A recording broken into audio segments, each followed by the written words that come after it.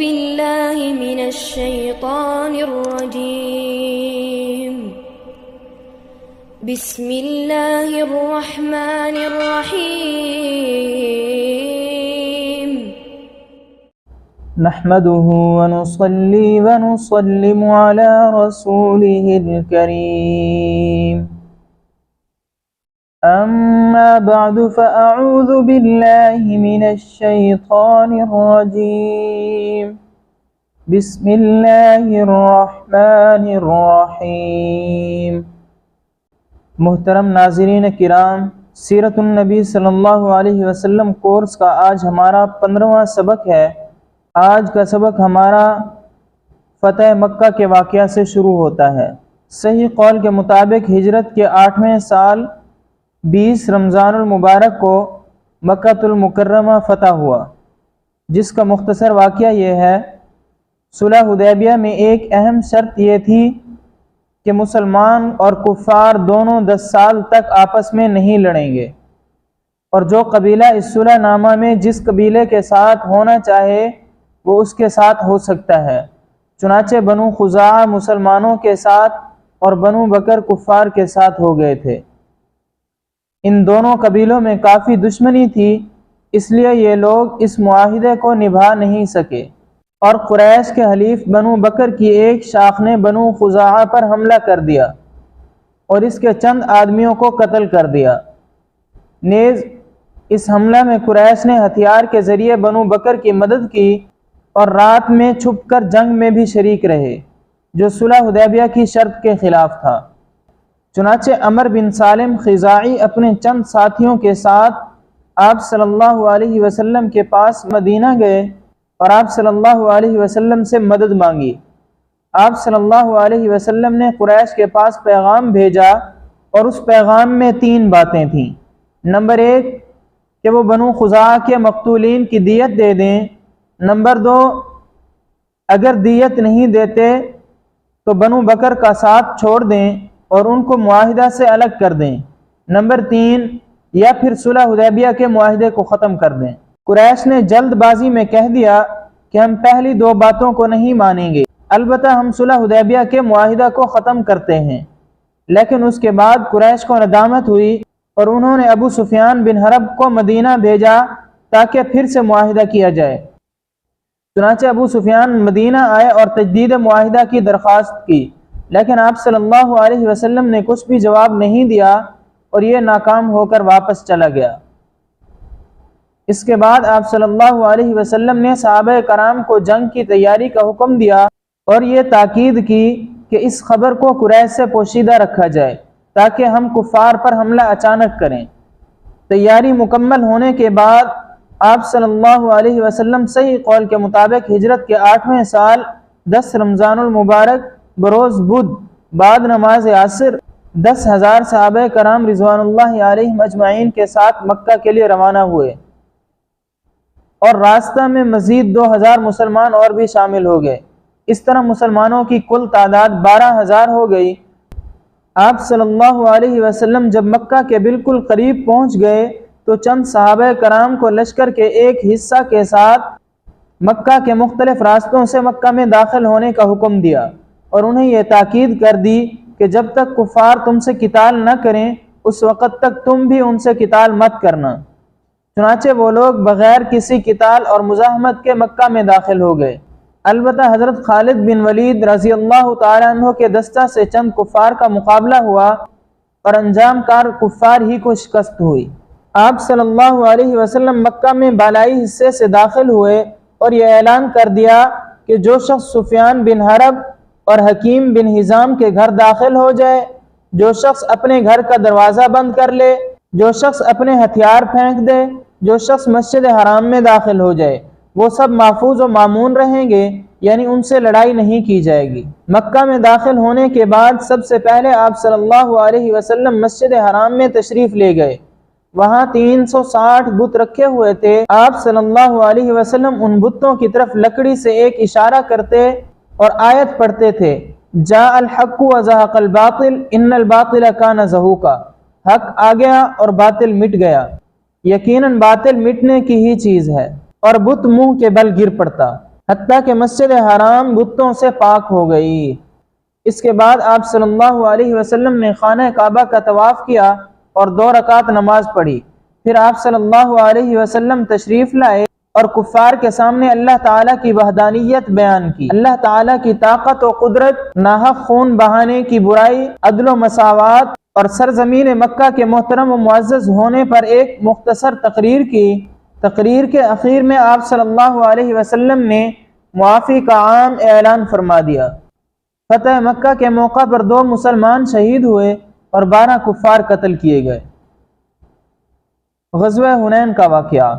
غزوہ حنین، جس کا دوسرا نام غزوہ حوازن بھی ہے، صحیح قول کے مطابق ہجرت کے 8ویں سال 10 شوال المکرم کو پیش آیا، جس کا مختصر واقعہ یہ ہے کہ حنین مسجد حرام سے تقریباً 35 کلومیٹر کے فاصلے پر ایک وادی کا نام ہے، جہاں قبیلہ حوازن اور بنو ثقیف آباد تھے۔ جب ان لوگوں کو فتح مکہ کا علم ہوا تو انہیں یہ خیال آیا کہ مسلمان شاید اب ہمارے اوپر حملہ کریں گے، اس لیے ان لوگوں نے اس سلسلے میں آپس میں مشورہ کیا اور مشورے کے بعد یہ طے ہوا کہ مسلمانوں کے حملہ کرنے سے پہلے ہم ہی مسلمانوں پر حملہ کر دیتے ہیں۔ چنانچہ یہ لوگ حملہ کی تیاری کرنے لگے اور ہزاروں کفار کے ساتھ حنین کے قریب مقام اوطاس میں اپنے بچوں اور بیویوں کے ساتھ مقیم ہو گئے۔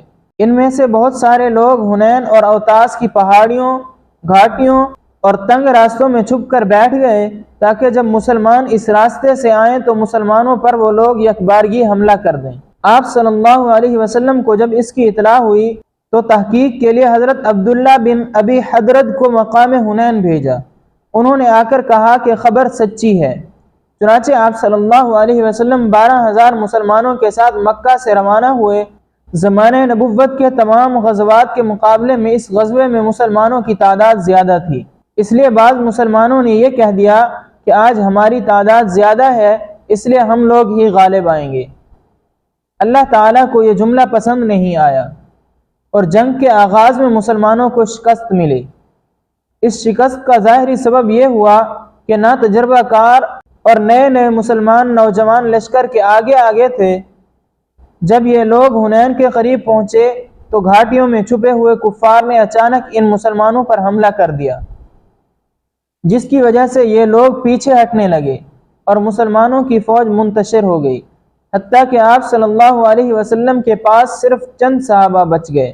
جب آپ صلی اللہ علیہ وسلم نے یہ صورتحال دیکھی تو خوب بلند آواز سے ایک شعر پڑھا، انا النبی لا کذب انا ابن عبد المطلب، میں جھوٹا نبی نہیں ہوں بلکہ میں سچا نبی ہوں، میں عبد المطلب کا بیٹا یعنی پوتا ہوں۔ پھر آپ صلی اللہ علیہ وسلم نے حضرت عباس رضی اللہ تعالیٰ عنہ کے ذریعے تمام لوگوں کو ایک جگہ جمع ہونے کا حکم دیا اور تمام صحابہ کرام رضوان اللہ علیہم اجمعین آپ صلی اللہ علیہ وسلم کے پاس جمع ہو گئے۔ اس کے بعد اتنی بہادری کے ساتھ مسلمانوں نے مقابلہ کیا کہ دشمن کے پاؤں اکھڑ گئے اور دشمن میدان جنگ چھوڑنے پر مجبور ہو گیا۔ شکست کے بعد کچھ کفار مقام اوطاس، کچھ مقام نخلا اور کچھ مقام طیف چلے گئے۔ آپ صلی اللہ علیہ وسلم نے مقام اوطاس اور مقام نخلا کی طرف چند صحابہ کرام رضی اللہ عنہم اجمعین کو بھیج دیا۔ صحابہ کرام وہاں تشریف لے گئے اور وہاں بھی کفار کو شکست ہوئی۔ اس غزوے میں مسلمانوں کی کل تعداد 12,000 تھی، جن میں سے 2,000 مسلمان فتح مکہ کے دن اسلام لائے تھے اور کفار کی تعداد 20,000 تھی۔ اس غزوے میں 4 مسلمان شہید ہوئے، 70 کفار قتل کیے گئے۔ نیز اس جنگ میں 6,000 کفار گرفتار ہوئے، جن میں سے ہر ایک کو انتہائی احترام و اعزاز کے ساتھ آزاد کر دیا گیا۔